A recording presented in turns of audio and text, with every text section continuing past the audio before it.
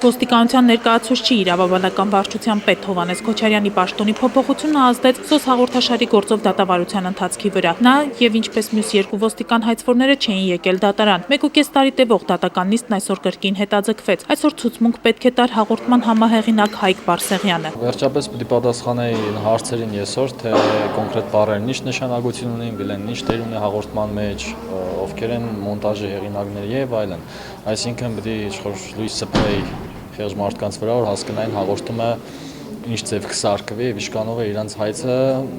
հում ու անհիմն։ YouTube-ում հեռարձակվող SOS հաղորդաշարի հաղորդավար Վիլեն Գայֆեջյանի դեմ հենց ոստիկանությունն է հայց ներկայացրել։ Հայցվորները պահանջում են հրապարակային ներողություն խնդրել, ինչպես նաեւ փոխհատուցել մեկական միլիոն դրամ։ Ոստիկանները վիրավորվել են նախորդ տարվա մայիսի 24-ի հաղորդումից։ Ուղիղ տեքստով իշխոր մեկին մենք ոչ մեկի չենք վիրավորել։ Մենք համատել ենք որոշ կենտրոնների, որոշ մարդկանց հետ։